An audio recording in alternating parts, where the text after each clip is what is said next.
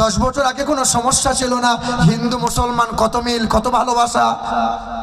মন্দিরে ঘন্টা হয়েছে, মসজিদে হয়েছে আজান, কারো কোনো সমস্যা ছিল না। কিছুদিন আগে 24 পরগনায় কালী ঠাকুরের পুজো হচ্ছিল, দিয়ে মাথাটা ভেঙে নিয়ে চলে গেল। বিরোধী দলনেতারা বগল বাজিয়ে বলতে লাগলো মুসলমানরা করেছে। 3 দিন পরে নাম তদন্ত করে ধরা পড়ল যে মুসলমান নয়, নারায়ণ হালদার। অমিত শাহ কদিন আগে বলছিল যে মুসলমানরা খুব বাচ্চা নিচ্ছে বলে এই দেশে মুসলমানদের সংখ্যা বেড়ে যাচ্ছে। আর সমীক্ষাই বলছে ভারতের জমিনে প্রতি বছরে 12,200 করে অমুসলিমরা কলেমা পড়ে মুসলমান হয়ে যাচ্ছে। হিন্দু বলে বেদ বলো, যজুর ঋক্সাম অথর্ব 4 বেদে কোনো জায়গায় হিন্দু বলে কোনো ধর্মগ্রন্থে লেখা নাই। পৃথিবীর জমিনে ধর্ম আছে 3,500। আমরা মুসলমান, আমাদের বিশ্বাস, আমাদের ঈমান, আমাদের মালিক এক আল্লাহ। তিনি হায়াতে মওতের মালিক, তিনি আসমান জমিনের মালিক, তিনি জান্নাত ও জাহান্নামের মালিক, তিনি সর্ব জায়গার সর্বক্ষণের মালিক এক আল্লাহ।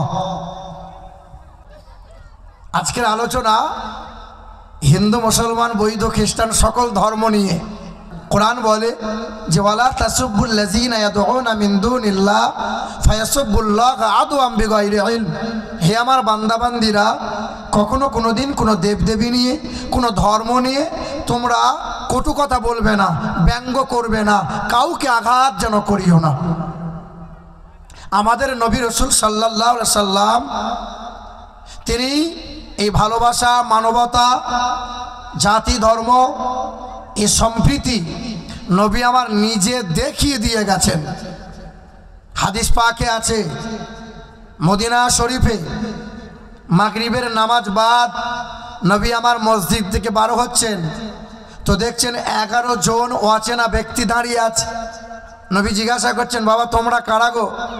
তো বলে আমরা মুসলিম, খ্রিস্টান, ইহুদি, নাসারা, আমরা মূর্তি পূজা করি। তো নবী বলছেন, বাবা এখানে এসছো কি কারণ? বলে আমরা পেটের দায়ে ব্যবসা করতে এসেছি। আমার রাসূল সাল্লাল্লাহু আলাইহি সাল্লাম বললেন, বাবা এই সময় বাড়ি যেও না, বাড়ি যেতে গভীর রাত হয়ে যাবে, পথের মাঝে অসুবিধা হতে পারে। আল্লাহ রাসূল বললেন, আমার সাহাবারা তোমরা একজনকে দায়িত্ব করে বাড়ি নিয়ে যাও, পেট ভরে খাবার খাওয়াও, আরামের জায়গা করে দাও। সবাই একজনকে দায়িত্ব করে নিলেন, কিন্তু একটা মানুষকে কেউ নেয় না। নবী আমার জিজ্ঞাসা করেন, একে নাও না কেন? বলে, ইয়া রাসূলুল্লাহ এই মানুষটাকে জানি, এ পরের পেলে এত খায় যে হাঁড়ি খালি করে দেয়। হে বাবাজিরা, ভাইরা আমার, আল্লাহ রাসূল সাল্লাল্লাহু আলাইহি সাল্লাম বললেন, এই ব্যক্তিটাকে আমি নেব। জেনে থাকলে বলেন, 11 জন ব্যক্তি যারা দাঁড়িয়েছিল তারা কি কেউ মুসলমান ছিল? কেউ মুসলমান না, সব অমুসলিম ছিল।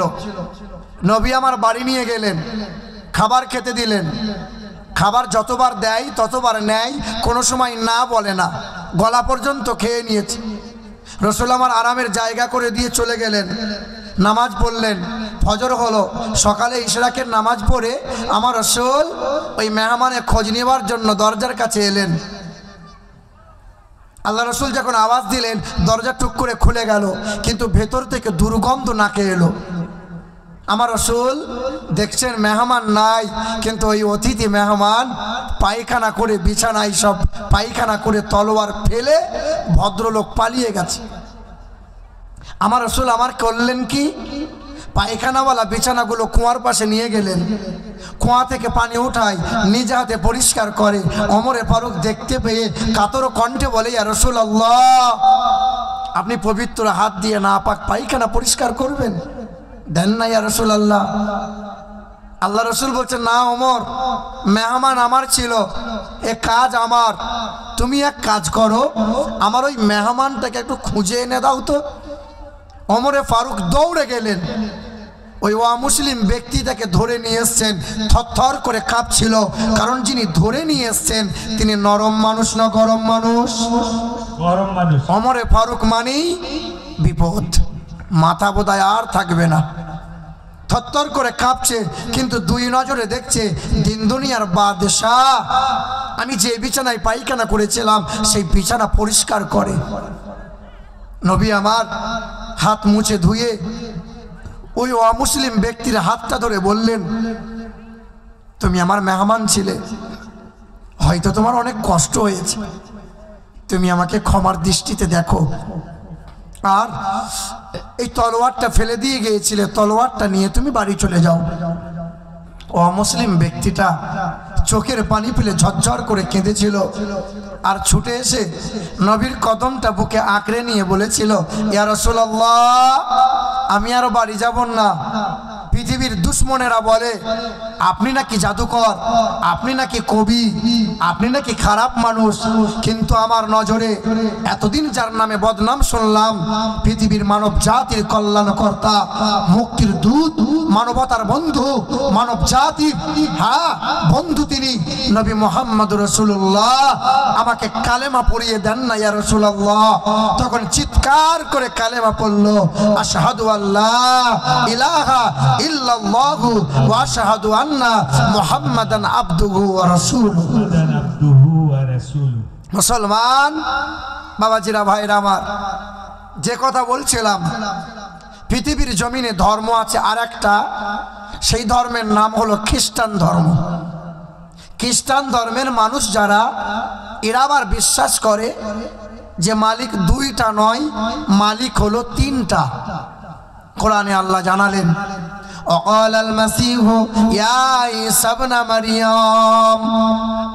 খ্রিস্টান ধর্মের মানুষ যারা, এদের ধারণা এক মালিক হলো আল্লাহ, আল্লাহর একটা বউ আছে তার নাম হলো মারিয়াম, আল্লাহর একটা ছেলে আছে তার নাম হলো ঈসা। জোরে বলেন। আমাদের আশেপাশে বসবাস করে সনাতন ধর্মের মানুষ যারা, হিন্দু বলে বেদ বলো, যজুর ঋক্সাম অথর্ব, চার বেদে কোনো জায়গায় হিন্দু বলে কোনো ধর্মগ্রন্থে লেখা নাই। বেদিক ধর্ম, বেদান্তবাদী, সনাতন ধর্ম, সনাতন ধর্মের মানুষ যারা, এরা বিশ্বাস করে মালিক অনেকগুলো, গুণে শেষ করা যায় না। লোহা লক্করের মালিক হলো বিশ্বকর্মা, ছেলে মেয়ে দেবে কে? শিব দুর্গা। বিদ্যার মালিক কে? সরস্বতী। রুজির মালিক কে? লক্ষ্মী। এ বাবাজিরা, ভাইরা আমার, অথচ বেদ বলে ও নমো জগদাত্রী মহিমা বাসুদা মার মেঘে সুন্দরম না দ্বিতীয়াম না তৃতীয়াম চতুর্থা না পচ্যুতে ঈশ্বর সর্বস্ব জাগতাং ব্রহ্ম সর্বদাং খালিদাং ধর্মবাকাং আল্লাং জ্যেষ্ঠাং ষষ্ঠাং পূর্ণং পর্ণাং পরম্পরাং আল্লাহ আল্লাহ আল্লাহ। বেদে লেখা আছে তিনি দ্বিতীয় হবেন না, তৃতীয় হবেন না, তিনি চারটা পাঁচটা হবেন না, তিনি এক অদ্বিতীয় লা শারীকা লাহ, তার কোনো আকৃতি হয় না, তিনি কখনো খান না, তিনি কখনো জন্ম নেন না, তিনি কাউকে জন্ম দেন না, তিনি কখনো ঘুমান না। মুসা নবী জিজ্ঞাসা করে, আল্লাহ আপনি কি কখনো ঘুমান না? আল্লাহ বলে, আরে মুসা, আমি আল্লাহ যদি ঘুমাইয়া যাই সকালবেলায় ওই আসমানে সূর্য উঠাইবে কে বলো? আরে মুসা, আমি আল্লাহ যদি ঘুমাইয়া যাই রাতের বেলায় আকাশের চন্দ্রকে কে জ্বালাইবে বলো? আরে মুসা, আমি আল্লাহ যদি ঘুমাই অন্ধকার রজনীতে তোমার ঘুম ভাঙাবে কে বলো? আল্লাহ কখনো ঘুমায়? আল্লাহ কখনো খায়? বলো তো বাপ। হায়াত মৌতের মালিক কে? আসমান জমিনের মালিক কে? একটু জোরে বলা লাগবে। জান্নাত ও জাহান্নামের মালিক কে? সর্ব জায়গার সর্বক্ষণের মালিককে, বিশ্বাস হয় রুজির মালিক। অমিত শাহ কদিন আগে বলছিল যে মুসলমানরা খুব বাচ্চা নিচ্ছে বলে এই দেশে মুসলমানদের সংখ্যা বেড়ে যাচ্ছে। আর সমীক্ষাই বলছে ভারতের জমিনে প্রতি বছরে 12,200 করে অমুসলিমরা কালেমা পড়ে মুসলমান হয়ে যাচ্ছে। এ বাবাজিরা ভাইরা আমার, হায়াত মওতের মালিক আল্লাহ, রুজির মালিক আল্লাহ। আমাদের মুসলমানদের ভিতরেই আবার কেউ আছে, মা আতাকুমুর রাসূল ফাখুযুহু ওয়া মা নাহাকুম আনহু ফান্তাহু। কোরআনেতে পারা নম্বর 28, সূরার নাম সূরা হাশর, পৃষ্ঠা নম্বর 6, আয়াত নম্বর 7, লাইন নম্বর 8। আল্লাহ পাক জগতের মানুষকে জানিয়ে দেয়, এ মুসলমান বাবাজিরা ভাইরা আমার, আল্লাহ পাক রব্বুল আলামিন জানিয়ে দেয়, এ দুনিয়ার মানুষেরা, কেউ তোমাদের মারতে পারবে না, কখনো তোমরা অপমানিত হবে না, কেউ তোমাদের লাঞ্ছনা করতে পারবে না। আমি আল্লাহর ঘোষণা, আমার নবীর তাবেদারি যেন বাদ দেবে না। আমার নবী তোমাদেরকে যা যা দিয়েছে তা তোমরা গ্রহণ করো, নবী যা ছাড়তে বলে তা থেকে নিজেকে দূরে সরিয়ে নাও। ওয়াত্তাকুল্লাহ, এক আল্লাহকে ভয় করো, নবীর ইত্তেবা করো, নবীর সুন্নত দিয়ে দেহটা ঢেকে নাও। আমি আল্লাহর ঘোষণা, সব জায়গায় মাথা উঁচু করে বাজবে তোমরা, কেউ তোমাদের আঘাত করতে পারবে না। কিছুদিন আগে 24 পরগনায় কালী ঠাকুরের পুজো হচ্ছিল, দিয়ে মাথাটা ভেঙে নিয়ে চলে গেল। বিরোধী দলনেতারা বগল বাজিয়ে বলতে লাগলো মুসলমানরা করেছে। 3 দিন পরে নাম তদন্ত করে ধরা পড়ল যে মুসলমান নয়, নারায়ণ হালদার। এই মুর্শিদাবাদের বেলডাঙ্গা কার্তিক পূজা হয়েছিল, আল্লাহর নামের পাশে বাজে বাজে মন্তব্য লিখেছিল, নাম ধরা পড়ল সায়ন হালদার। নদিয়া জেলার চোপড়া থানায় সরস্বতী ঠাকুরের কোমর ভেঙে দিল, নাম ধরা পড়ল তাপস মণ্ডল। মুর্শিদাবাদের কাশেম বাজারে দুর্গা ঠাকুরে একটা হাত ভেঙে দিল, মুসলমানদের নামে বদনাম রটালো। তদন্ত করে 6 দিন পরে ধরা পড়ল প্রসঞ্জিৎ ঘোষ। বাবাজিরা ভাইরা আমার, কেন এইরকম হবে বাবা? 10 বছর আগে তো কোনো ঝামেলা ছিল না, 10 বছর আগে কোনো সমস্যা ছিল না। হিন্দু মুসলমান কত মিল, কত ভালোবাসা। মন্দিরে ঘন্টা হয়েছে, মসজিদে হয়েছে আজান, কারো কোনো সমস্যা ছিল না। এক থালায় খাবার খেয়েছি, একসঙ্গে স্কুল কলেজ গেছি, কারো কোনো ঝামেলা ছিল না। আমারই এক বন্ধু, একসঙ্গে কলেজ গেছি, লেখাপড়া করলাম, সে বড় হয়ে গলায় পইতে ঝুলিয়ে বামুন হলো, আর আমি দাড়ি রেখে মাথায় টুপি রেখে কোরআন তেলাওয়াত করে আলেম হাফেজ কোরআন আলেম মৌলানা হলাম। কিছুদিন আগে হঠাৎ ফোন করে বলছে, ভাই আমার শরীর বড় অসুস্থ, তবে আমি তো বামুন, তবে তোরা মৌলভী সাহেব মানুষ, তোদের ঝাড় বুকে বড্ড কাজ হয়। কাজ হবে না মানে, যাদের বুকে কোরআন আছে তাদের ফুক কোনোদিন বৃথা যাবে। তো আমি জিজ্ঞাসা করলাম, ভাই কেমন আছিস? বলে ডক্টরে বলেছে 3 বোতল রক্ত লাগবে। রক্ত তো মুসলমানরাও দেয়, হিন্দুরাও দেয়। সেই রক্ত হাসপাতালে জড়ো হয়, হাসপাতালের বেডে কি হিন্দু রক্ত নিবি না মুসলমানের রক্ত নিবি? হাসপাতালে বেডে সেলাইন চলছে, আর বলছে হিন্দু মুসলমান পরে হবে, যে কোনো রক্ত দিয়ে আগে ঠাড়ো হই। দেখেননি গ্যাসের সিলিন্ডারে আমাদের ঘরের বৌমারা গোমাংস রান্না করে, আমিষ রান্না করে। গ্যাসের সিলিন্ডারে গ্যাস শেষ হয়ে যাওয়ার পর ভারত কোম্পানি, ইন্ডিয়ান কোম্পানিতে যখন চলে যায়, গ্যাস ভরে সিল করে। আচ্ছা, ওই কোম্পানি তারা কি গঙ্গা জল দিয়ে ধুয়ে দেয় যে এরপরে সিলিন্ডারটা হিন্দু পাড়ায় যাবে? কোনো ছুঁই ছুঁই হয় না, তাতে কোনো অসুবিধা নাই। কিন্তু চায়ের দোকানে বসে বসে কতজনে জাতপাতের বিচার করে, হিন্দু মুসলমান নিয়ে লড়াই হয়। মুসলমান বাবাজিরা ভাইরা আমার, এ সোনামণি মা বোনেরা, 1929 সাল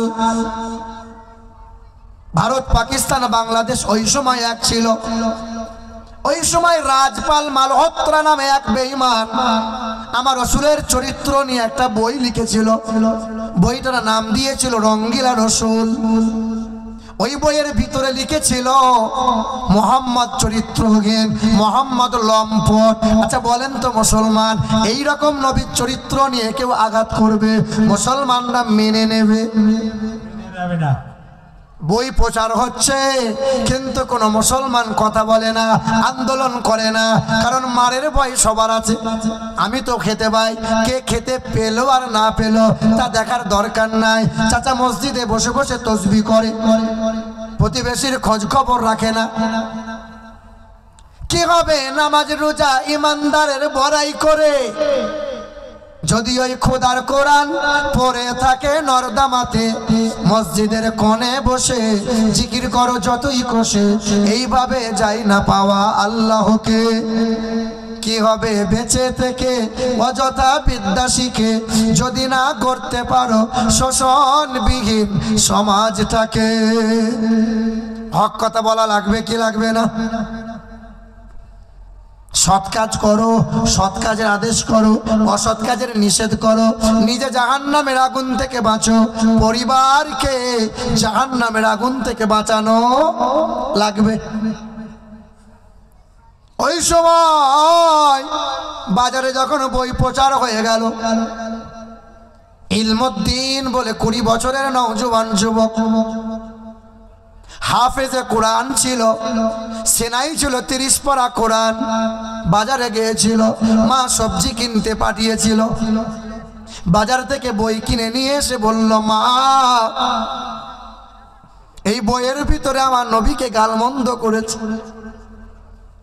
3 দিন হয়ে গেল, ছেলে আমার খায় না, ঘুমায় না, জনম দুঃখিনী মা বলে, সন্তান আই বাবা খাবার কেন খাস না? বলে মা কেমনে খাই কেমনে ঘুমাই? আমার রাসূলুল্লাহর চরিত্র নিয়ে বই পাঠ প্রচার হয়, কেউ আন্দোলন করে না। মা বড় নেককারিনী ছিল, তাই তো সন্তান আল্লাহওয়ালা। মাটি ভালো হলে গাছ ভালো হয়, গাছ ভালো হলে ফল ফলন ভালো হয়, কারখানা ভালো হলে কারখানা প্রোডাক্ট ভালো হয়। মা বাপ যদি নেককারিনী হয়, সন্তান হবে নেককার। আসসালামু আলাইকুম ওয়া রাহমাতুল্লাহি ওয়া বারাকাতুহু। আলহামদুলিল্লাহ নাহমাদুহু ওয়া নাস্তাঈনুহু ওয়া নাস্তাগফিরুহু ونؤمن به ونتوكل عليه ونعوذ بالله من شرور أنفسنا ومن سيئات أعمالنا من يهده الله فلا مضل له ومن يضلله فلا هادي له ونشهد أن لا إله إلا الله وحده لا شريك له ونشهد أن سيدنا ونبينا وحبيبنا وحبيب ربنا وطبيبنا وطبيب قلوبنا ومحبوبنا ومقصودنا وسندنا ومرشدنا وأولانا ومولانا محمدا عبده ورسوله أما بعد فأعوذ بالله من الشيطان الرجيم بسم الله الرحمن الرحيم الذي أرسله بالحق بشيرا ونذيرا وداعيا إلى الله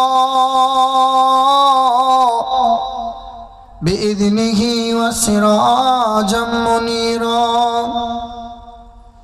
قال أيضا إلى موضع آخر بسم الله الرحمن الرحيم واعتصموا بحبل الله جميعا ولا تفرقوا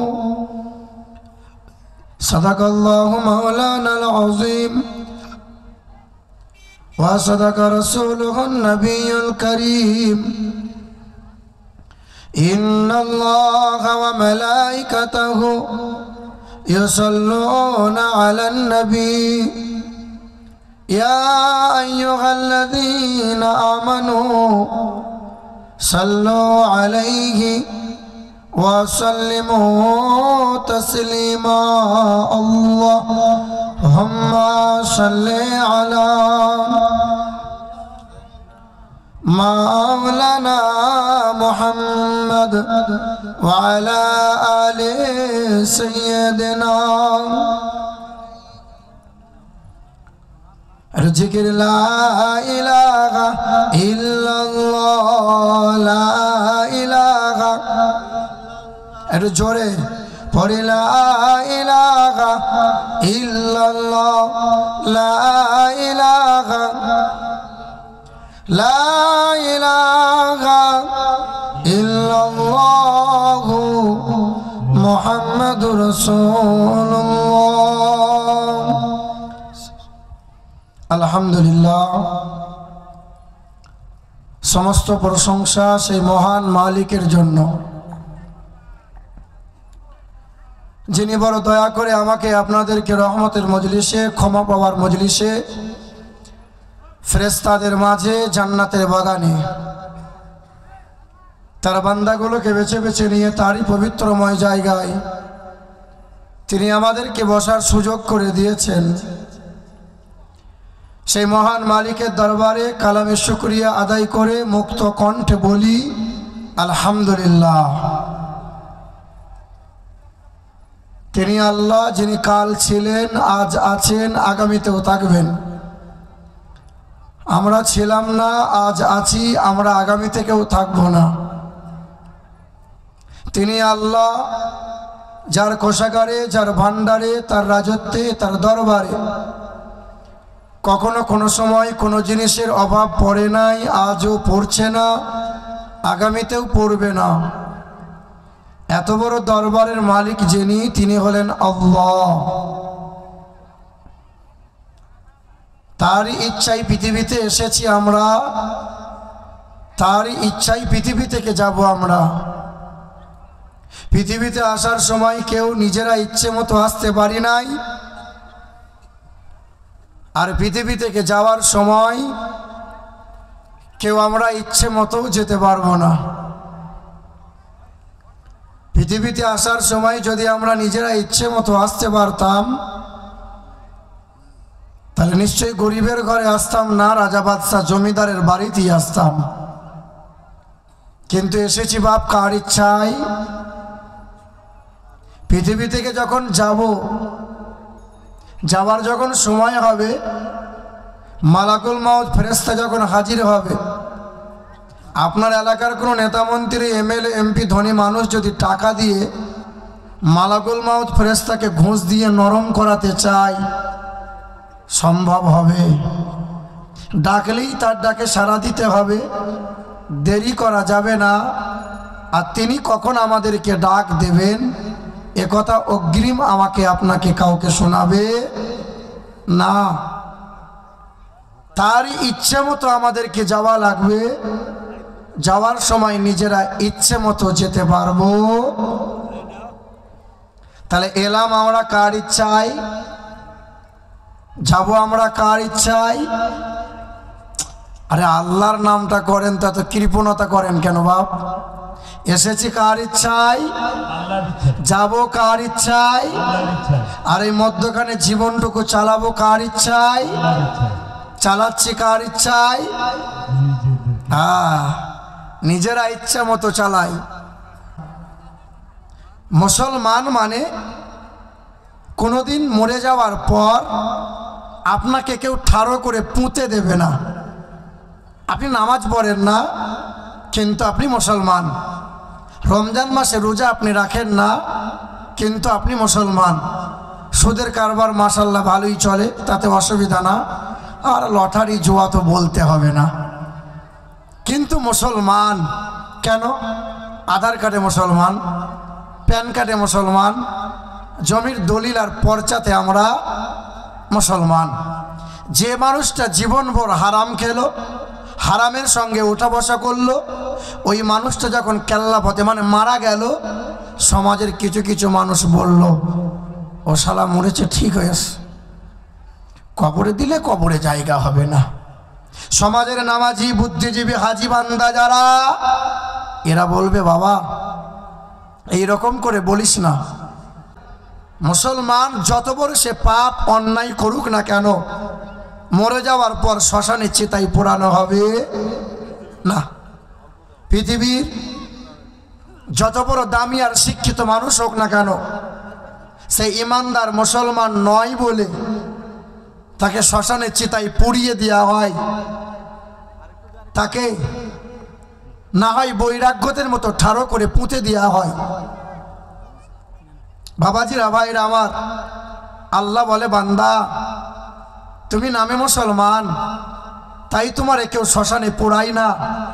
আমি আল্লাহ ওয়াদা করছি ওয়ালা তামুতুন্না ইল্লা ওয়া আনতুম মুসলিমুন। বান্দা তুমি যদি সত্যি মুসলমান হয়ে আমার কাছে আসতে পারো তো কবরের আগুন কোনোদিন ছুঁইবে না, জাহান্নামের আগুন তোমারে স্পর্শ কখনো করবে না। একটু জোরে বলতে পারলেন না? মুসলমান বাবাজিরা ভাইরা আমার, আর একবার মহান মালিকের শুকরিয়া আদায় করি যে আল্লাহ পাক রব্বুল আলামিন আমাকে আপনাকে মুসলমান ঘরে ইমানদার করে পৃথিবীর সর্বশ্রেষ্ঠ কিতাব দিয়ে, পৃথিবীর সর্বশ্রেষ্ঠ রসুলকে দিয়ে আমাদেরকে সর্বোচ্চ সম্মান দিয়েছেন। সেই মহান মালিকের দরবারে কালামে শুকরিয়া আদায় করে আর একবার উচ্চস্বরে বলি আলহামদুলিল্লাহ। আলহামদুলিল্লাহ। তারপরেই শতকোটি দরুদ আর সালাম মক্কার মতি, মদিনার জ্যোতি, দুই কুলের সাথী, উম্মতের কান্ডারি, আমার আপনার নবী জানাবে মোহাম্মদুর রাসূলুল্লাহ বলি সাল্লাল্লাহু তাআলা আলাইহি ওয়াসাল্লাম। আরে মা বাবার দোয়াতে হক্কানি ওলি হয়, পীর হয়, মা বাবার দোয়াতে আলেম হয়, হাফেজ হয়, মা বাবার দোয়াতে ডাক্তার হয়, মাস্টার হয়, প্রফেসর হয়, বড় ব্যবসায়ী হয়, কোটিপতি হয়। বাপ মাকে কষ্ট দিয়েছো যারা, তাহাজ্জুদের নামাজ পড়লেও জান্নাত নাই। মা বাপকে কষ্ট দিয়েছো যারা, এই পৃথিবীতে ধ্বংস হবে তারা। মুসলমান বাবাজিরা ভাইরা আমার, আমার নওজোয়ান যুবকেরা, ইলমুদ্দিন বলে নওজোয়ান যুবক ছেলে, 20 বছর বয়স, লাইন ভুলে যাবেন না বাবা। 20 বছরের নওজোয়ান যুবক ছেলে মাকে বলল, মা কেউ আন্দোলন প্রতিবাদ করে না। মা বলে, খোকা যা প্রতিবাদ একাই কর। নওজোয়ান যুবক বড় একটা ছুরি নিয়েছে, কোমরে কাপড়ের বাজে লুকিয়ে নিল, পা পা করে দৌড়ে গেল, রাজপালের দরজার সামনে দাঁড়াইল। রাজপাল রাজপাল সামনে এলো। রাজপাল, আমার নবীর চরিত্র নিয়ে বই লিখিল, কেন আমার নবীকে চরিত্রহীন বললি? বলে, বেশ করেছি। এটা জবাব, বেশ করেছি। কিছুদিন আগে মেদিনীপুরে কাঁথি বলে একটা জায়গা আছে, ওই কাঁথি এলাকায় 180 ঘরের মানুষের বাস, মধ্যখানে 30 ঘর মুসলমান বাস করে। যেমন আপনার সমাজে এইখানে ক ঘর? এই বাজারে 8-9 ঘর, 10 ঘর হবে। 30 ঘর মুসলমান বাস করে। চেয়ে চিনতে চাঁদা করে আদায় করে মসজিদ বানিয়েছিল, 5 বার আজান হয়, সমস্যা ছিল না। এই তো 7 মাস আগের ঘটনা। সকালবেলায় গিয়ে দেখছে মসজিদের মাইকটা ভেঙে দিয়ে পালিয়ে গেছে। এ কাজ করলো কারা? কপালে তিলক কেটে মূর্খের দল এসে বলল, এ কাজ আমরা করেছি, কি করবে করো। মুসলমানরা বলল, বাবা গায়ের জোর বেশি দিন থাকে না রে বাবা। নমরুদ বলে বেঈমান ছিল, গোটা বিশ্বকে শোষণ করেছিল নমরুদ। ওই নমরুদ বলেছিল আল্লাহকে মার্ডার করব, ঠিক না ভুল বলেন? ওই নমরুদ 800 বছর বেঁচে ছিল। নমরুদ বলেছিল আল্লাহকে মার্ডার করব। সুখে খেতে খেতে যখন ভূতে ধরে গেল, আল্লাহ বলল দাঁড়া, আল্লাহর গজব নামিয়ে দিল। 400 বছর মশার কামড়ের যন্ত্রণায় খোদার গজবে পড়ে গেল, মাথা ফেটে গেল, নাক দিয়ে মশা বেরিয়ে গেল। ওই মশা বলেছিল, আল্লাহ গোটা বিশ্বকে শোষণ করলো নমরুদ, শায়েস্তা করে দিয়েছি। মুসলমান ভাইরা আমার, ইতিহাস ভুলে যেও না। বেঈমান আবরাহা বলে এক বাদশা ছিল, বলেছিল ইসলামের নাম নিশানা মুছে দেব, আল্লাহর কাবা ঘরকে ধ্বংস করে দেব। হস্তবাহিনী সৈন্য বাহিনী নিয়ে কাবার পাশে দাঁড়িয়েছিল। বেঈমান আবু জেহেল কাবা ভেঙে দেবে।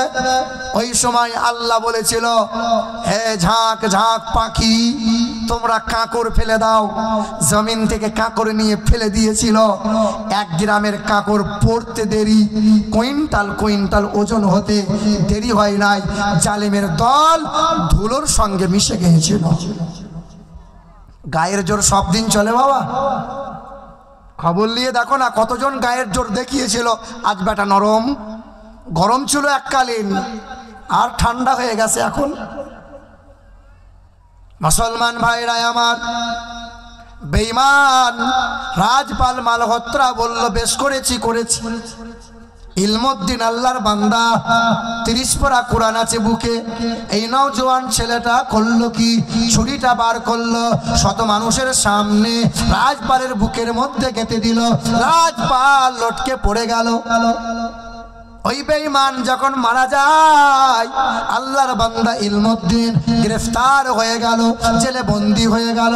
ফাঁসির অর্ডার দিয়েছিল, 20 বছরের ছেলের ফাঁসি হবে। হাসতে হাসতে ফাঁসির মঞ্চে দাঁড়াই। জিজ্ঞাসা করলো, শেষ ইচ্ছা কি তোমার?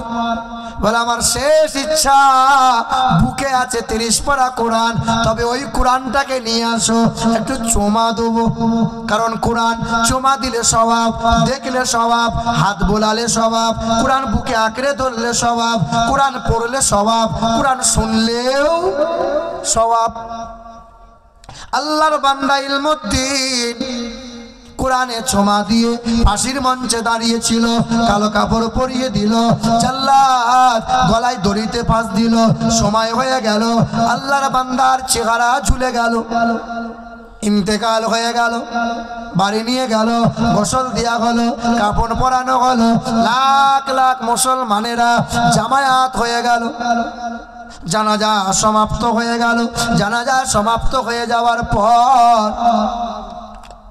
আল্লাহর বান্দা ইলমুদ্দিন যখন তার কবর হলো, সবাই কবরের কাছে গিয়ে চোখের পানি ফেলে দোয়া করলো, আল্লাহ ইলমুদ্দিনকে তুমি নাজাত দিয়ে দাও, আল্লাহ ইলমুদ্দিনের কবরটা জান্নাতের বাগান বানাইয়ে দাও।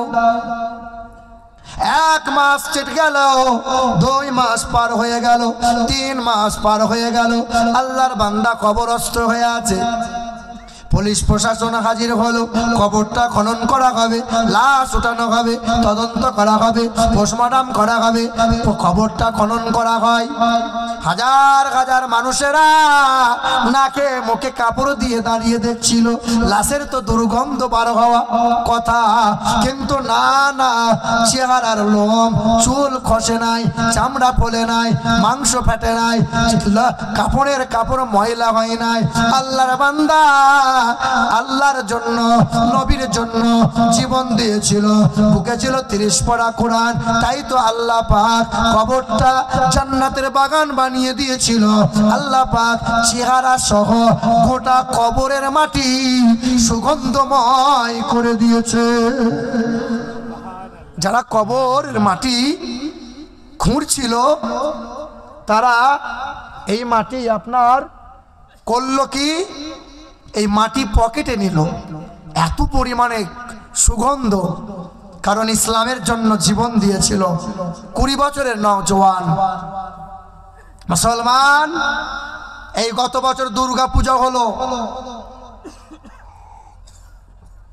মেদিনীপুরের চন্দ্রকোনা বলে একটা জায়গা আছে। মেদিনীপুরের যেখানে আলু বিখ্যাত, আলু আলু পশ্চিম মেদিনীপুর চন্দ্রকোনা। এই দুর্গা পুজোর আগের পূজা। এক দাসের ঘরের ছেলে, ডবল এমএ কমপ্লিট ওয়ালা ছেলে, শিক্ষিত, দুর্গা পুজোর সব মন্ত্রগুলো শিখেছে। সকালবেলায় নবমীর দিন স্নান টান করে ঠাকুরের সামনে বসে আছে। তো জিজ্ঞাসা করছে, হ্যাঁ রে তুই এখানে আবার কি করবি? বলে এতদিন বামনরা পূজা করেছে, পুজোটা এবার আমরা করব। ব্রাহ্মণরা জানতে পেরে সব জড়ো হলো। বলে দাসের ঘরের ছেলে, তোরা নিচু জাত, নিচু জাতরা আবার মন্দিরে আসে না? মন্দিরে কোনো চান্স নাই, বার করে দাও। ছেলেটা মন খারাপ করে বেরিয়ে গেল। ছেলেটা যখন বার হয়ে গেল, এই ছেলে জুম্মার দিনে মসজিদের সামনে গিয়ে দাঁড়ালো। মসজিদে মাস্টার ঢোকে, ডাক্তার ঢোকে, প্রফেসর ঢোকে, কাঁধে কাঁধ মিলিয়ে নামাজ পড়ে লিবার, রাখাল, চাকর, গরিব, ফকির, কালো ফর্সা, খোদার ঘর মসজিদে কোনো ভেদাভেদ, উঁচু জাত নিচু জাত, গরিব ধনী, আরবি বিহারি, বাঙালি গুজরাটি, এসবের কোনো নাই। অমুসলিম ছেলে চিন্তা উদয় হয়ে গেল। হিন্দু ঘরের ছেলে জুম্মার নামাজ বাদ ইমাম সাহেবকে বলল, ইমাম সাহেব আমার নাম সুকুমার দাস, আমি দাসের ঘরের ছেলে, আমি ডবল এমএ করেছি, আমি বেদ পুরাণ পড়তে পারি, আমাকে আপনার ধর্মের কোরআনটা একবার পড়াবেন, আমি কোরআনটা শিখবো, কোরআনটা পড়বো। বলে হিন্দু ঘরের ছেলে, তোরা আবার কেমনে কোরআন পড়বি রে? বলে না, আমার মন চাইছে কোরআন পড়বো। হিন্দু ঘরের ছেলে কোরআন পড়বে, আর মুসলমানের ঘরের ছেলে রাত দিন মোবাইলে খোঁচা মারবে। বলো বলো, এ সাংঘাতিক বালা। দেখেন এই মোবাইল, কত হাফেজের হাফেজগিরি চলে গেল এই মোবাইলের কারণে। কত ঘরের বৌমা 5 বছর 10 বছরের ছেলে রেখে দিয়ে পরের হাত ধরে পালালো এই মোবাইলের কারণে। কত বাপ মায়ের মাথা নত হয়ে গেল এই মোবাইলের কারণে। কত ছেলে মেয়ের ভবিষ্যৎ শেষ হয়ে গেল। বলো মুসলমান,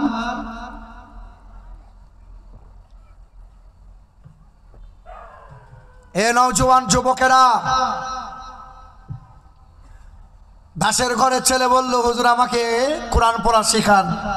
বলে বাবা এক কাজ কর, পিশাব করে জল নে, কারণ তোদেরই ধর্মগ্রন্থে লেখা আছে নিরিপ লিঙ্গ ছিদ দৃশ্য নম কোটি শনি নম মং মাদা বতিতা দিবতা করন্তে প্রকৃতিরিতা বিরশনাং ভাক্ষায়ে সাদা বেদা শস্ত্রে শ্রীতা।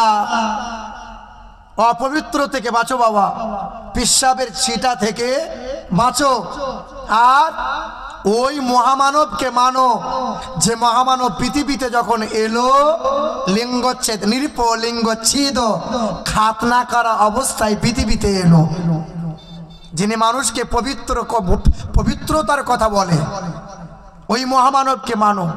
বেদের ভাষায় লেখা আছে। দাসের ঘরের ছেলে গরম মৌসুমে রাতের বেলায় গোসল করে যায়, ইমাম সাহেবের কাছে বসে আলিফ বা তা শুরু করে দিল। 1 মাস পরে, 2 মাস পরে, 3 মাসের মধ্যে কোরআন পড়া শিখে নিল। পার্টি, পঞ্চায়েত নেতা, মন্ত্রী, পুলিশ প্রশাসন হাজির হলো। সবাই একটা কথাই বলে, এই ছেলেটা ইসলামের পক্ষে কথা বলে, হিন্দু বিরোধী কথা বলে, ছেলেটাকে এলাকা থেকে বের করে দাও। ওই ছেলে বলে আমি বেদ পড়তে পারি, আমি রামায়ণ পড়তে পারি, এইদিকে আমি ইসলাম ধর্মের পবিত্র কোরআন পড়তে পারি। দলিল নিয়ে কথা হবে। শত মানুষ জড়ো হলো, কোরআনকে অপর দিকে রেখে দিল। সবাই প্রশ্ন করলো, বলো দেখি তুমি যে মুহাম্মদের কথা বলো, ওই মুহাম্মদের কথা কি বেদে লেখা আছে?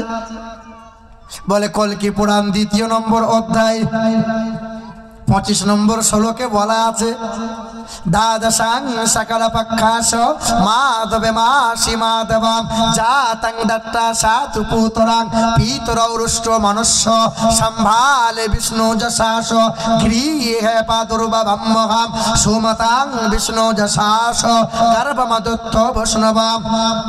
পৃথিবীর জমিনে এক গুরুর আবির্ভাব হবে।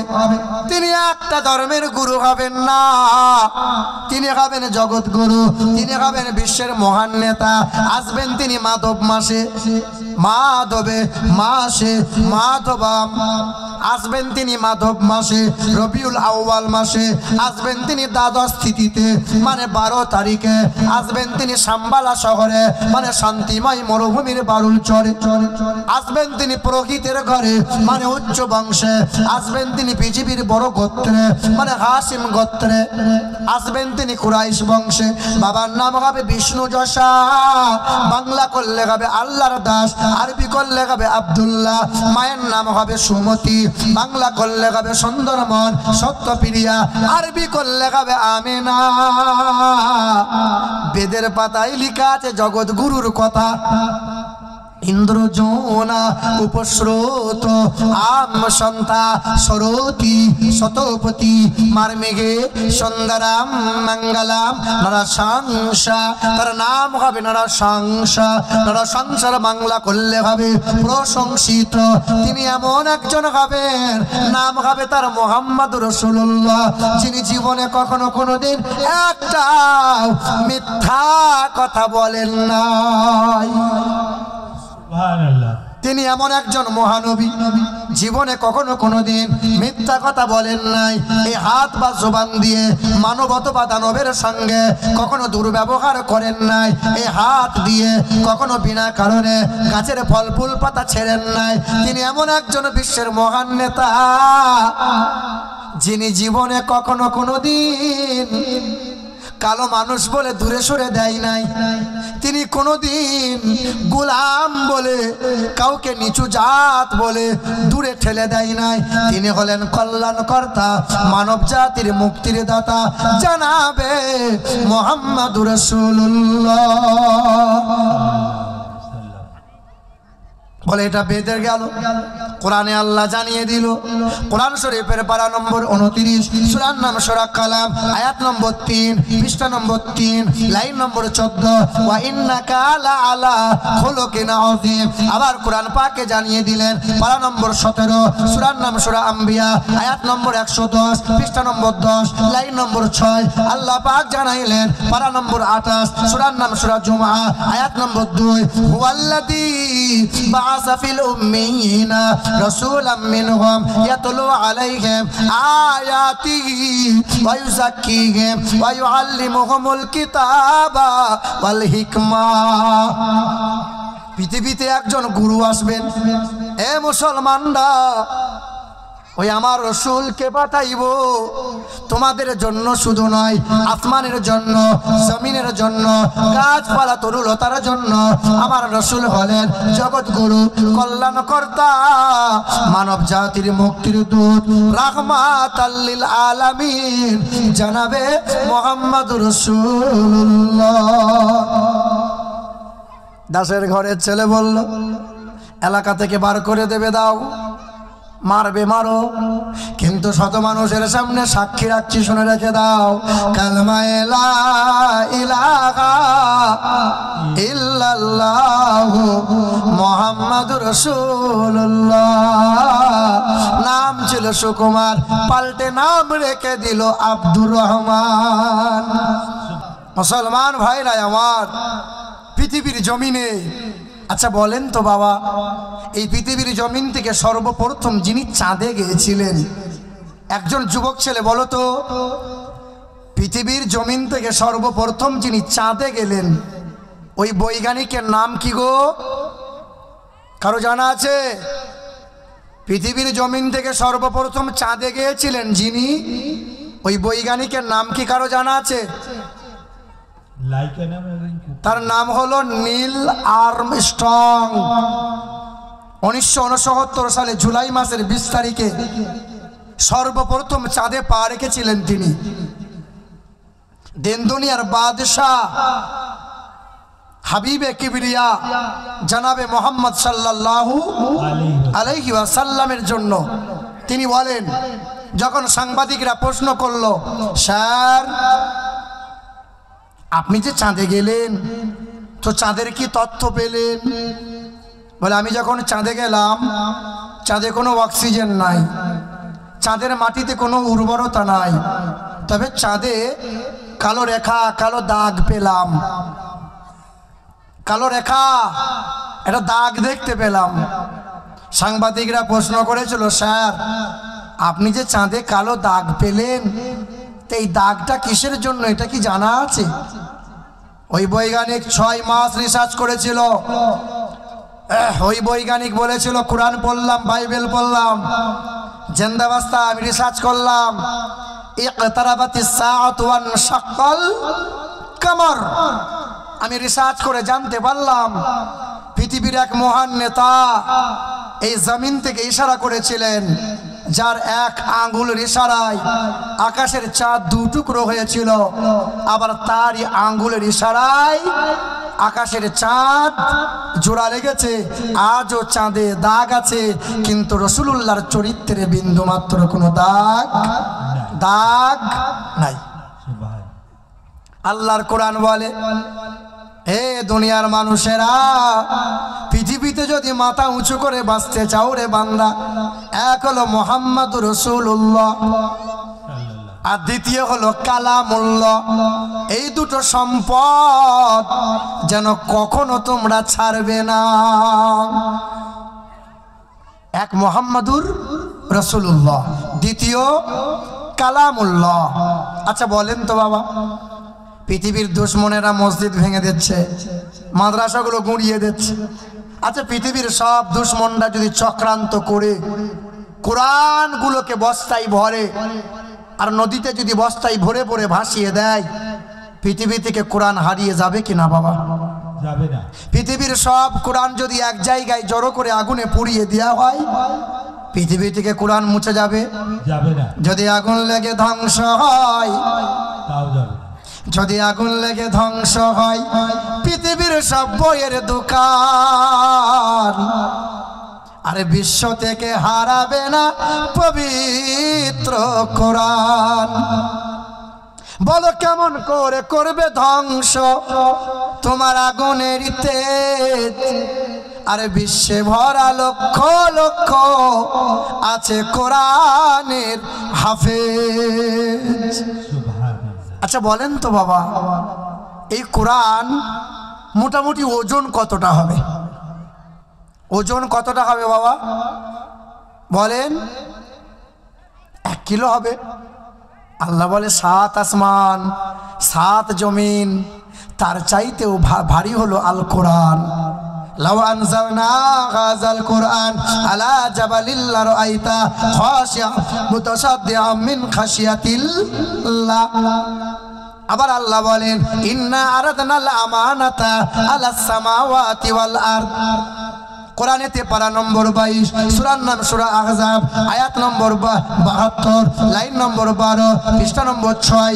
সন্দেহ হলে কোরআন খুলে দেখতে হয়। আল্লাহর কালাম জানিয়ে দেয়, আমি আমার কালাম আমানতকে আসমান তোমাকে দিতে চাই, জমিন তোমার কাছে রাখতে চাই। পাহাড় বলো তুমি আমার কালামের দায়িত্ব নেবে বলো। পাহাড় বলেছিল, না আল্লাহ এর এত ওজন, আমি ভারসাম্য বজায় রাখতে পারবো না। আসমান বলেছিল পারবো না, জমিন বলেছিল পারবো না। আচ্ছা বলেন, আল্লাহ পাকের এক বান্দা আল্লাহ রসুল বলেছিল, আল্লাহ তোমার কালামকে যদি আমার প্রতি দাও আমি কোনোদিন ফেলবো? 10 বছরের ছেলে বলছে, আব্বা ওই 50 কিলো ধানের বস্তাটা আমার মাথায় চাপিয়ে দাও। কত কিলো বস্তা? 50। আচ্ছা 50 কিলো ধানের বস্তা যদি 10 বছরের ছেলেকে চাপিয়ে দেওয়া হয়, নিয়ে যেতে পারবে বাবা? তুলতে পারবে বলেন? পারবে? কথা হ্যাঁ হু বলেন না, পারবে? 10 বছরের ছেলে তো বারবার জিদ করেছে, দাও না বাবা। তা আব্বা বলে ছেলের মাথায় ছেলের মাথায় 50 কিলোর বস্তা চাপিয়ে দিয়েছে। ছেলেটা দরজার সামনে নামিয়েছে। ছেলে বলল, আব্বা তুমি যে বললে পারবে না, তা আমি তো নিয়ে এলাম। তো বাবা বলে, খোকা ওই বস্তার নিচেই আমার 2টো হাত ছিল বাবা, বস্তার নিচেই আমি হাত দিয়ে ধরেছিলাম, তাই তো বস্তা আলগা ছিল, সহজ ছিল। কোরআনের এত ওজন, বান্দা কেমনে নেবে, কেমনে বুকে আঁকড়াবে? আল্লাহ বলে, বান্দা কোরআনের তলায় কুদরতি হাত রেখে দিয়েছি আমি আল্লাহ। জোরে বলতে পারলেন না সুবহানাল্লাহ? আচ্ছা বলো বাবা, এই মোবাইলে গুগল ম্যাপ আছে না নাই? আছে। আমি যখন এলাম আমার কমিটির ছেলেকে বললাম, বাবু কাকে জিজ্ঞাসা করব বটতলা কোথায়? তুমি এক কাজ করো, আমার মোবাইল লোকেশন পাঠাও। লোকেশন ধরে ধরে চলে এলাম। আপনি বর্ধমান যাবেন, কলকাতা যাবেন, এই মোবাইলে লোকেশন বার করবেন, কাউকে জিজ্ঞাসা করতে হবে না। মোটরসাইকেলে যান, চার চাকায় যান, হেঁটে যান, এই গুগল ম্যাপ আপনাকে পৌঁছে দেবে।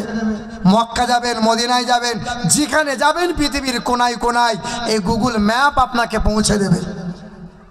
আল্লাহর কোরআন বলে, বান্দা সামান্য গুগলের ম্যাপ যদি পৃথিবীর কোনায় কোনায় পৌঁছাতে পারে, আমি কোরআন তোমাকে জান্নাত পর্যন্ত পৌঁছে দেবো।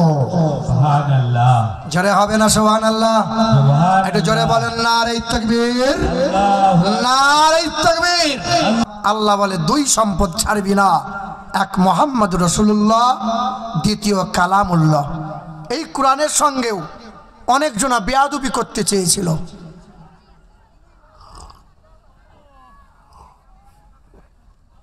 এই কোরআনের সঙ্গে অনেক জনা বেয়াদবি করতে চেয়েছিল। খ্রিস্টান ধর্মের মেয়ে, ওই তো আমেরিকা দেশে বাড়ি, লরেন বুথ নাম তার। ওই খ্রিস্টান ধর্মের মেয়েরা বলল, ও পাদ্রী পুরোহিতরা বলে দাও, মুসলমানরা কোরআন নিয়ে গর্ব করে, এই কোরআনের ভুলবার করব। ক্যামেরার সামনে দাঁড়িয়েছিল, বাম হাতে করে কোরআনটা উঁচু করে ধরেছিল, ন্যাংটা পোশাক পরেছিল, বেহায়া। ওই মহিলাটা বলেছিল, সাংবাদিকরা প্রচার করে দাও, মুসলমানদের কাছে পৌঁছে দাও। মুসলমানরা বলে, কোরআনে কোনো ভুল নাই, আমি খ্রিস্টান ধর্মের মেয়ে, এই কোরআনের ভুল বার করব। সাংবাদিকরা প্রচার করে দিয়েছিল। আজ থেকে 6 বছর আগের ঘটনা। এ মুসলমান নওজোয়ান যুবকেরা, খ্রিস্টান ধর্মের মেয়েটা কোরআনটা পড়তে লাগলো, কোরআনের ভুল বার করবো বলে। 1 মাস পার হলো, 6 মাস পার হলো, 1 বছর হয়ে গেল, 1.5 বছর হয়ে গেল, 2 বছর হয়ে যাওয়ার পর ওই মহিলাটা ক্যামেরার সামনে দাঁড়িয়েছিল। সাংবাদিকরা প্রশ্ন করেছিল, ম্যাডাম কোরআনের কোন জায়গায় ভুল পেলে বলো। খ্রিস্টান ধর্মের মেয়ে বলেছিল, এই কোরআন এমন একটা মধুর কোরআন, আমি এই কোরআনটা ভুলবার করতে গিয়ে 1 বার পড়লাম, 2 বার পড়লাম, 5 বার পড়লাম, আহারে মনে মনে হলো আর তো ভুল পাই না, মানে কোরআন তো আর পড়ার দরকার নাই। কিন্তু পড়তে পড়তে পড়তে পড়তে এত মধুর লাগলো যে 2 বছরে এই কোরআনটা 52 বার আমি খতম করে দিলাম। সুবহানাল্লাহ। কতবার? জিজ্ঞাসা করেন আমার ঘরের বৌমা, আমার ঘরে বোন, আমার ঘরে ভাবিকে বছরে কয়বার কোরআন পড়ে ওরা? রমজান মাস না এলে কোরআন খোলে না। হাসরের ময়দানে আল্লাহ যদি বলে, আমার বান্দারা বলো দেখি, ইসলামের জন্য আমার নবীজির মহব্বতে সবচেয়ে প্রথম, সব থেকে প্রথমে ধন সম্পদ গুলো দান করেছো কে বেশি বলো? কোনো পুরুষ হাত তুলতে পারবে না, একজন মহিলা হাত তুলে দেবে, হাসান হুসাইনের নানি আম্মা জান খাদিজাতুল কুবরা। কিন্তু আল্লাহ মহিলাদের মর্যাদা দিয়েছে বেশি, কিন্তু সৌন্দর্যতা পুরুষকে দিয়েছে মহিলাদের চাইতে বেশি। ঠিক না ভুল বলেন? হ্যাঁ। এ মুসলমান বাবাজিরা, ভাইরা আমার, এ নওজোয়ান তরুণেরা, আমার আব্বা জান আল্লাহ পাক রব্বুল আলামিন জানাই, কোরআন যেন ছাড়বি না। ওই যে খ্রিস্টান ধর্মের মেয়েটা কোরআনের ভুল বার করতে গেল, বলেন তো জেনে থাকলে 2 বছরে কতবার কোরআন পড়লো? কতবার? 25 বার। 52 বার কোরআন তেলাওয়াত করে দিল। ওই মহিলা ক্যামেরার সামনে মাথায় কাপড় দিয়ে কোরআনটা বুকে নিয়ে বলেছিল, এই কোরআন পড়লাম আমি 2 বছরে কোরআনটা পড়ে জানতে পারলাম এই কোরআনে 3,23,671টা অক্ষর আছে, এই কোরআনে 86,430টা বাক্য আছে, এই কোরআনে 540টা রুকু আছে, এই কোরআন 1200 বার দিন দুনিয়ার বাদশাহ জনাবে মোহাম্মদ রাসূলুল্লাহ সাল্লাল্লাহু আলাইহি ওয়াসাল্লামের গুণগান করা হয়েছে। এই কোরআন পড়লাম আমি। এই কোরআনের মতো কোরআন পৃথিবীর জমিনে এমন কিতাব 2 হবে না, আল্লাহর মতো আল্লাহ দ্বিতীয় হবে না, দিন দুনিয়ার বাদশাহ নবীর মতো এমন নবী হবে না, জমজমের পানির মতো আর দ্বিতীয় কোনো পানি হবে না। ওই দিন মহিলা কোরআন বুকে নিয়ে পড়ল কালেমা লা ইলাহা ইল্লাল্লাহু মুহাম্মাদুর রাসূলুল্লাহ। ইতিহাস খুলে দেখো, বারবার বলি আমি, উত্তর ভারতের মথুরার বৃন্দাবনে বিখ্যাত একটা মন্দির আছে, 300 বিঘা জমির মধ্যখানে দাঁড় করানো। ওই ব্রাহ্মণটা করলো কি, কোরআনের সঙ্গে বেয়াদবি করেছিল, মনে অনুশোচনা হয়েছিল, কোরআন রিসার্চ করেছিল। 14 মাস কোরআন পড়ার পরে মন্দিরে দাঁড়িয়ে দাঁড়িয়ে কলমা বলল। বলে, ব্রাহ্মণ বাবা তুমি কোরআনটা নিলে কেন? বলে, আমাদের ধর্মে একটা মন্ত্র আছে, মানুষ যখন হিন্দু শাস্ত্রে মারা যায় শ্মশানের চিতায় শোয়ানোর আগে, পুরানোর আগে কানে কানে বেমার ব্রাহ্মণরা একটা মন্ত্র শোনায়। ওই মন্ত্রের নাম হলো অনকহি মন্ত্র। হতার মিন্দ্র হতার মিন্দ্র মহাসুরিন্দ্রাম লা ইলাহা হরতি পাপম ইলহা পরম পদম জন্ম বৈকুণ্ঠ পরবাপ ইনতীতা জপি নামে মুহাম্মাদান। বলে, মরা মানুষের কানে কানে শোনানো হয় আল্লাহ নবীর নাম। যদি জীবিত মানুষকে শোনানো হতো, না জানি কত মানুষ কালেমা পড়ে ইমানদার হতো। ওই ব্রাহ্মণ মানুষটা, যার নাম ডক্টর শিবশক্তি সরোজ্জে, অক্সফোর্ড বিশ্ববিদ্যালয় থেকে 12টা ভাষায় MA করা ব্যক্তি ছিলেন তিনি। বাবার নাম ছিল মহান্তং প্রেতং দাসু দাস, মায়ের নাম ছিল ভানুমতি কর, বিবির নাম ছিল শ্রদ্ধা দেবী। যেন একটু তফাৎ থেকে ক্যাচ করে, তোমার সাউন্ড ভালো, বিখ্যাত সাউন্ড তোমার। এ বাবাজিরা ভাইরা, মাইক ম্যানদের কোনদিন বদনাম করতে নাই।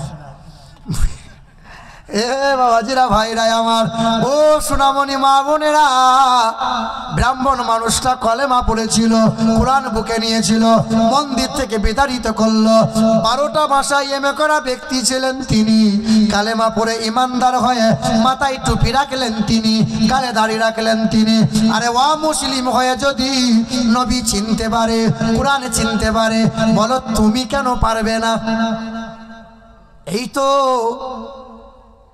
মালদা জেলার জাতীয় সড়কের পাশে আদিনা বলে একটা জায়গায় আছে। আদিনা জানেন তো আপনারা? আদিনা গেছেন তো আপনারা? আদিনা মালদার এক বাদশা ছিল, শাহ সেকেন্দার। আহারে, আদিনার মসজিদ 260টা পিলার ছিল, এত বড় মসজিদ। মদিনার নকল করে আদিনা বানিয়েছিলেন শাহ সেকেন্দার। কেন বানিয়েছিলেন জানেন কি বাবা? পেটে বড় অসুখ হয়েছিল, যন্ত্রণায় অস্থির হয়েছিল, ডক্টরি কবিরাজি করেছিল, শাহ সেকেন্দারের পেট ভালো হয় না। ওই আদিনার মাটিতে একজন ফকির বান্দা বসে বসে তসবিহ করছিল। এমন সময় বলতেছিল, ও প্রজারা, বাদশা কেমন আছে? বলে, বাদশা ভালো নাই। বলে, বাদশার সঙ্গে দেখা করতে যাই। আল্লাহর বুজুর্গ ফকির বান্দা বাদশার দরবারে বলেছিল, ও বাদশা শাহ সেকেন্দার, পেটের অসুখ ভালো হয়ে যাবে। আমি স্বপ্ন যোগে জানতে পেরেছি একটাই ঔষধ আছে, যদি হাফেজে কোরআন পাও, ওই হাফেজে কোরআন ওই সন্তানকে কলিজা নিয়ে সেদ্ধ করে যদি পানিটা পান করতে পারো, জনমের মতো পেটের যন্ত্রণা ভালো হয়ে যাবে। হাফেজে কোরআন হতে হবে।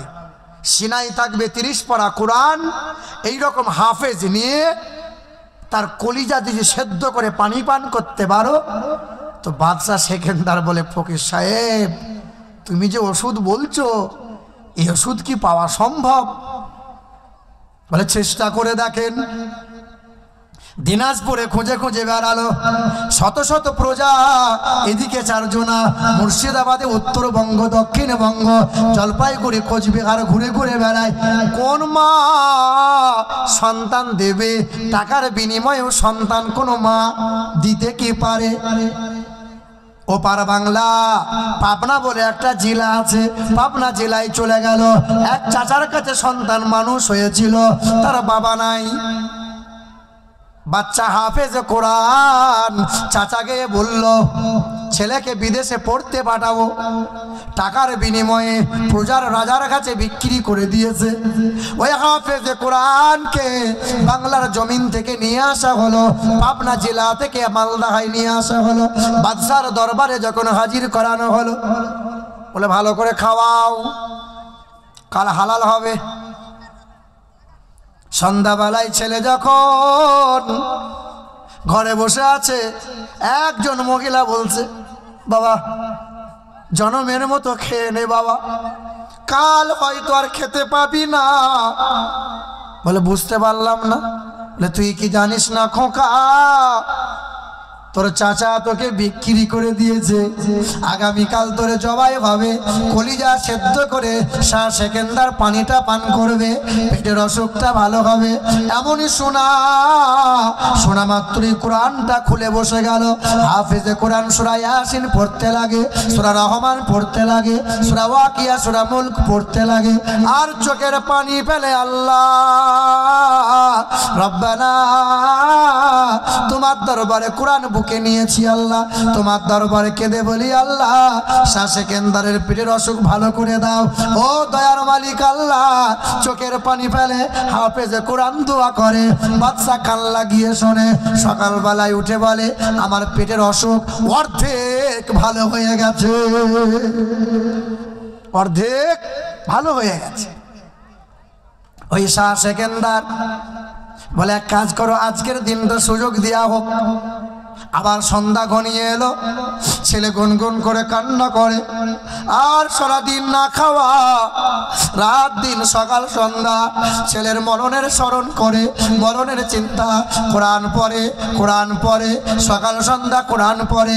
দ্বিতীয় রাত্রিতে আল্লাহ পাকের দরবারে আবার দোয়া করে বলে, আল্লাহ তোমার এই কোরআনের ওসিলায় শাহ সেকেন্দারের পেটের অসুখকে ভালো করে দাও। আল্লাহ পাকের দরবারে চোখের পানি ফেলে দোয়া করলো। শাহ সেকেন্দার বলে, আল্লাহ এই কোরআনের ওসিলায় আমার পেটের অসুখ সম্পূর্ণ ভালো হয়ে গেল। সেই দিন হাফেজ কোরআন তার কন্যা বলেছিল, বাবা এই কোরআনের ওসিলায় আল্লাহ আপনার এত বড় রোগ ভালো করলো। আল্লাহ পাকের শুকরিয়া আদায় করার জন্য আদিনার মসজিদ বানাইবে, মদিনার নকল করে, আর হাফেজ কোরআনকে জামাই বানিয়ে নিল। শাহ সেকেন্দার বলল, পৃথিবীর জমিনে এই কোরআনকে বুকে নিয়েছে যারা, কোরআনকে আঁকড়ে ধরেছে যারা, পৃথিবীর জমিনে কল্যাণ কামিয়াবি হবে তারা। কোরআনের ওসিলায় জেনে থাকবেন আপনারা, ফারাক্কার কাছে 16 মাইল বলে একটা জায়গা আছে বৈষ্ণবনগর, শুনে থাকবেন। ওখানে এক মসজিদে এক মুরব্বী চাচা, আলকাতরার মতো দেখতে কালো। ওই মুরব্বী চাচা করেছে কি, প্রতিদিন সকাল সন্ধ্যা মসজিদে যায়, ওযু করে, মসজিদ ঝাড়ু মারে, আর কোরআনে হাত বোলায়। মুরব্বী কোরআন পড়া জানে না, আল্লাহর বান্দা কোরআন পড়া জানে না, প্রতিদিন কোরআনে হাত বোলায়। হঠাৎ ইমাম সাহেবের কাছে দুপুরবেলায় খেয়েছে, দুপুরবেলায় খাওয়ার পর মসজিদে আরাম করছিল, আসরে ওয়াক্ত হয়ে গেছে। ইমাম সাহেব ছুটে গিয়ে বলে, চাচা ওঠেন, আজানটা দেন বাপ। কিন্তু চাচা আর ওঠে না, জনমের মতো ঘুমিয়ে গেছে। কার কখন ইন্তেকাল হবে কেউ কি জানে? যুবকরা বলে বুড়োরা তো আগে মরবে, আমরা এখন মরবো না। খিদিরপুরে, কলকাতা খিদিরপুরে ড্রাইভার বাসে বসে আছে, গোটা বাস প্যাসেঞ্জারে ভরে গেছে, ঘন্টা বাজিয়ে বলছে বাস ছাড়েন। বাস ছাড়বে কি? ড্রাইভার তো ঘুমিয়ে গেছে, জনমের ঘুম, ঘুমিয়ে গেছে। দোকানদার বসে আছে, রেশন ডিলার, রেশন দেবে, লম্বা লাইন লেগে গেছে। ওঠেন বাবা, রেশন ডিলার তখন জনমের মতো ঘুমিয়ে গেছে। কার কখন মরণ আসবে কেউ জানি বাবা? আজকে মরলে কালকে 2 দিন, পরের দিন কেউ কাঁদবে না। আজকে মরলে কালকে 2 দিন, পরের দিন কেউ কাঁদবে না। যাদের জন্য করলা কামাই, মরলে তারা চিনবে না। থাকতে সময় করো আমল, থাকতে সময় করো আমল, ইমান করো খাঁটি। তোমার আমার শেষ ঠিকানা 3.5 হাত মাটি। ঠিক না ভুল? না হাফেজ সাহেব বলে বোধহয় কবরটা 4 হাত হবে নাকি? আমি আপনি পৃথিবীতে এলাম, সবাই তো ন্যাংটো হয়ে এলাম। কি গো, পৃথিবী থেকে যখন যাব গোসল হবে, কাপড় যখন পরানো হবে, সবার কাপড়ের রং হবে এক না আলাদা? না পীর সাহেব বলে রংটা সবুজ হবে? সবার রং হবে এক। কাপড়ের টুকরা পুরুষের সবার হবে এক। সবাইকে গোসল দেওয়ার পরে যখন কাপড় পরিয়ে কবরে শোয়ানো হবে, সবার মুখ হবে একদিকে, ঠিক না? সবার কবর হবে 3.5 হাত। সবার প্রশ্ন হবে এক। কিসের দলাদলি বাবা, কিসের এত মারামারি বাবা? ওই কবরে সেই দিন তুমিও যাবে, আমিও যাব। তুমি 3 বেলা খাবার খাও, আমিও 3 বেলা খাবার খাই। তুমি প্যান্ট শার্ট পরো, আমি লম্বা পোশাক পরি। তুমি মাথায় টুপি দিতে লজ্জা করো, আর আমার মাথায় টুপি না দিলে আমার বড় লজ্জা করে। তুমি লম্বা পাঞ্জাবি পরতে লজ্জা করো, আর আমার লম্বা পোশাক না পরলে শরম লাগে। এ যুবক, কারণটা কি জানো? তুমিও তো বাড়ি যাবে, আমিও বাড়ি যাব। তুমি বাড়ি গিয়ে বাথরুম যাবে, আমিও বাড়ি যাব, বাথরুম যাব, হাত মুখ ধোবো। তুমি উপর হয়ে শুয়ে যাবে, তবে আমরা যখন বাথরুম যাব, বাম পা দিয়ে ঢুকবো, দোয়া পড়বো, ডান পা দিয়ে বার হব, অজুটা বানিয়ে নেব, ডান কাত হয়ে শোবো। ফজরের আজান হয়ে গেলে আর ঘুম আসে না। আর তোমাদের বেলা 8টা না বাজলে ঘুম ভাঙে না। কারণটা কি বাবা? তোমার বুকে নবী নাই, আমার বুকে কোরআন আছে, নবী আছে। আল্লাহ বলে নবীকে ছাড়বি না আর কোরআনকে বাদ দিবি না। এই 2 সম্পদ। বলেন কোন জায়গার কথা বলছিলাম? ফারাক্কার আগেই আলকাতরার মতো কালো মুরব্বীর বয়স 67 বছর। মুরব্বী মসজিদে আরাম করছিল। ইমাম সাহেব উঠা থেকে দেখে মুরব্বী আর নাই, ইন্তেকাল হয়ে গেছে। ঘোষণা হলো, জানাজা হলো, কবর হলো। 7 দিন পর ইমাম সাহেব মসজিদে বসে তসবিহ করছিল। এমন সময় স্বপ্নযোগে দেখছিল আল্লাহর বান্দা জান্নাতের বাগানে জান্নাতি মেওয়া, জান্নাতি খাওয়া, জান্নাতের পোশাক পরে বসে আছে। ইমাম সাহেব জিজ্ঞাসা করে, চাচা কি এমন ভালো কাজ করেছো বাপ? কি এমন ভালো কাজ করলে বাবা যে তোমার মসজিদটা, তুমি যে মসজিদে ঝাড়ু মারতে, কোরআনে হাত বুলাতে, তুমি এমন কি কাজ করেছো? আল্লাহর বান্দা বলে, শেষ জীবনে কোরআন পড়তে পারতাম না বাবা, তবে প্রতিদিন সকাল সন্ধ্যা কোরআনে হাত বোলাতাম, প্রতিদিন সকাল সন্ধ্যা কোরআনে চুমা দিতাম। এই কোরআনের ওসিলায় আল্লাহ কবরটা জান্নাতের বাগান বানিয়ে দিয়েছে। এ বাবাজির আমার, নামাজ আপনারা পড়তে পারেন না, কিন্তু নামাজ ভালোবাসেন কি বাসেন না বলেন? মসজিদে আপনারা ঠিক মতো যেতে পারেন না, কিন্তু মসজিদকে ভালোবাসেন কি বাসেন না বাবা? কোরআন আপনারা পড়তে পারেন না, কিন্তু কোরআনকে সত্যি ভালোবাসেন কি বাসেন না বলেন? কোনো একটা মুরব্বী বাপ বলেন তো, কাবা এক, কোরআন এক, আল্লাহ এক, এক নবীর উম্মত আমরা, এক কালেমা, তোমার আমার ধর্ম এক। একজন আল্লাহর বান্দা কি বলতে পারবে যে কবরের জন্য সঞ্চয়, কবরের সম্পদ নিয়ে যাওয়ার জন্য এই খোদার ঘরে একটা মসজিদ তৈরি হবে, মসজিদের জন্য আমি 2,000 টাকা দেবো? একজন আল্লাহর বান্দা কেউ পারবেন? একজন, কোনো একজন আল্লাহর বান্দা, কোনো হাজি বান্দা, কোনো ব্যবসায়ী মানুষ, কোনো চাষাবাদ কান্নেওয়ালা মানুষ, কোনো মেহনতি মানুষ, একজন 2,000 টাকা চাইছিলাম বাবা।